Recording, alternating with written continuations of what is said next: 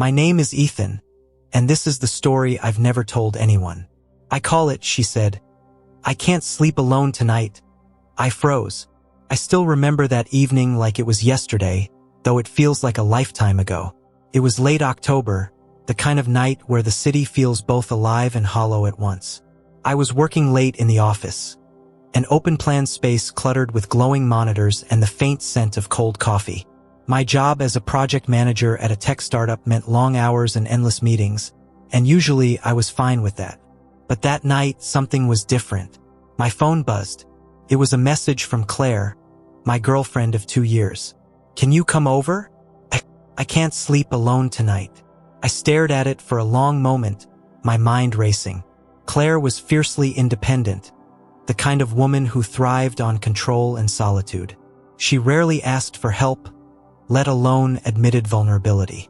So when she said she couldn't sleep alone, I froze. Not because I didn't want to go, but because suddenly, every hidden piece of our relationship felt exposed, raw and fragile. I grabbed my coat and keys without a second thought and headed out into the chilly night. When I arrived at her apartment, the door was slightly ajar. That was unlike her. She was meticulous about locking up.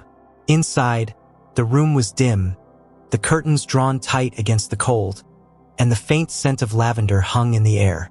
Claire sat on the edge of her bed, her eyes glassy, lips trembling slightly. I didn't want to bother you, she said quietly, but something's wrong. I sat down beside her, heart pounding. Talk to me.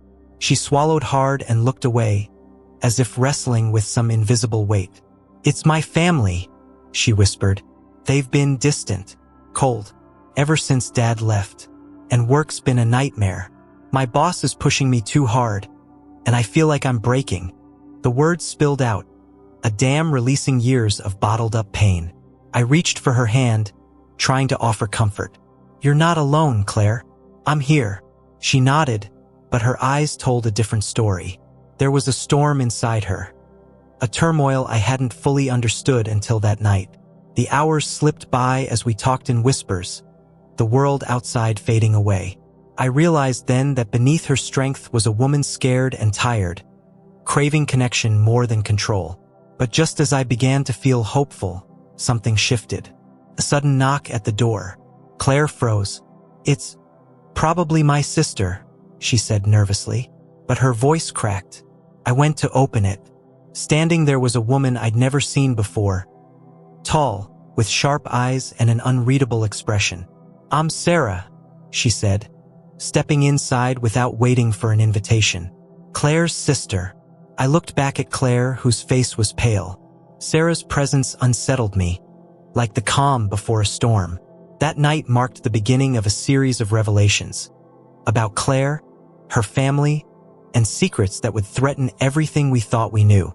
But for now, all I could do was sit there, caught in a moment I couldn't yet understand. The tension in the room was thick enough to cut with a knife. Sarah's eyes flicked between Claire and me like she was weighing every word, every breath. She didn't smile, didn't soften. Instead, she sat down abruptly on the opposite side of the bed, arms crossed like a shield. Claire looked down at her hands, her voice barely above a whisper. Sarah and we haven't been close for a long time. Years, Sarah added bluntly. Since Dad left, things got worse. I watched Claire's shoulders tighten. The family fractures she'd hinted at were far deeper than I'd imagined.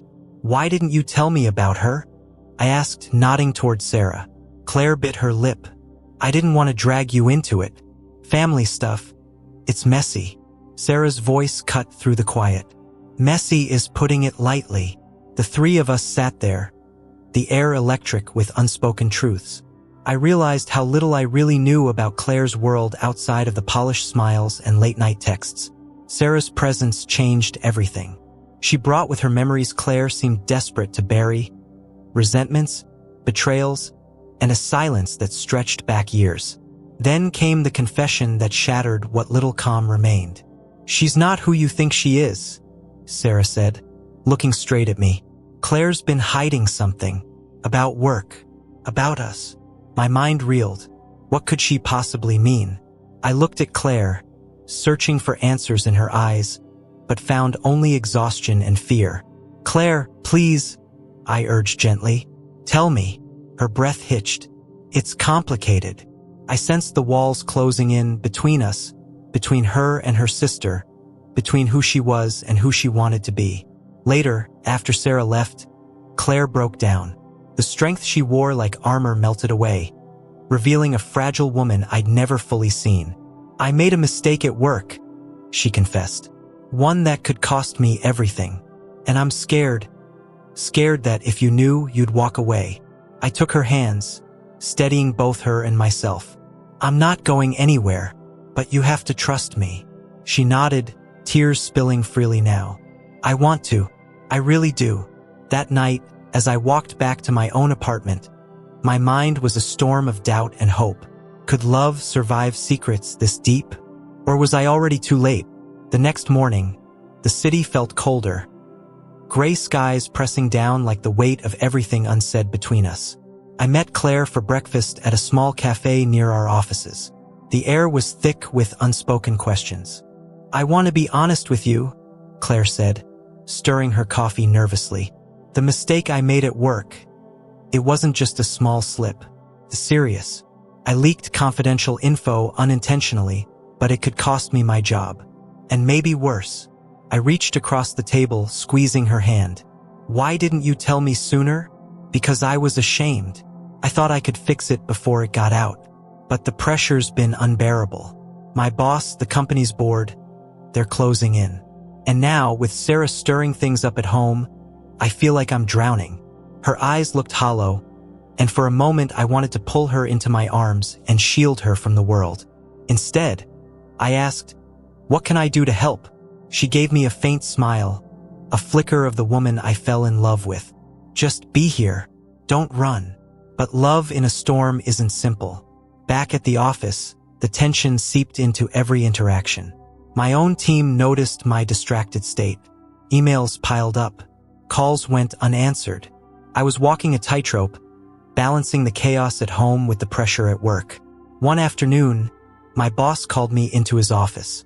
"We need to talk about your performance," he said, eyes sharp.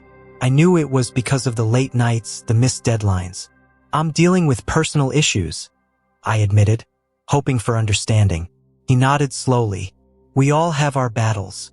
Just don't let it affect the team." But the seed of doubt was planted. Was I failing Claire and myself? That evening, Claire's phone rang relentlessly. She ignored it at first, but then finally answered. Her face went pale. "It's him," she whispered later. "The guy I accidentally leaked info about. He's threatening to expose everything unless I meet him." The danger wasn't just at work anymore. It was personal. I knew then we had crossed a line from which there might be no return. As I held Claire that night, I whispered, "We'll face this together, whatever comes." But beneath the vow, I felt a chilling question take root. How much can love really survive before it breaks? The nights after that call were restless. Claire and I stayed locked in a fragile alliance against a world that seemed determined to tear us apart. The man threatening her, Lucas, loomed like a shadow neither of us could escape. His demands were vague but terrifying. Meet him alone, or he'd leak the information and ruin her career, maybe worse. Claire's fear became my own. Every phone buzz, every knock at the door sent me spiraling into a pit of anxiety. We were trapped in a psychological siege, and the people we trusted most felt distant or judgmental. Sarah reappeared one night, but this time not with hostility. She brought unexpected support, a sister's complicated attempt to protect family despite years of silence. Together, the three of us began piecing together a plan to confront Lucas and end the nightmare. But the cost was high. One evening, in a tense confrontation at Claire's apartment, Lucas showed up. Words were exchanged, threats made, and in that moment, I realized how much I loved Claire. Not just the easy parts, but all the broken pieces too. He left, but not without a warning. This isn't over. In the weeks that followed, Claire and I leaned on each other harder than ever. Trust was no longer just about honesty, but about surviving together. We chose vulnerability over pride, love over fear. And then, after months of tension, the storm began to calm. Claire was cleared of any wrongdoing at work. Lucas disappeared from our lives. Our families, messy and complicated as they were, started to heal in small, fragile ways. One night, sitting on the rooftop of her apartment building, Claire reached for my hand and said, "I couldn't have made it without you." I looked at her, my heart full and fragile. This story, our story, is about more than betrayal, fear, or mistakes. It's about the terrifying beauty of letting someone in when everything inside you wants to run away. If there's one thing I've learned, it's this: love is not just a feeling. It's a choice you make every day, even when the night is darkest, when trust is broken, and when the future feels uncertain. Sometimes, love means staying, even when your whole body tells you to leave. And sometimes, that's the most courageous thing you'll ever do. So here I am, telling you this story for the first time, hoping it reminds you that the hardest battles often lead to the deepest love, and that fear can be faced and overcome, but only if we dare to hold on.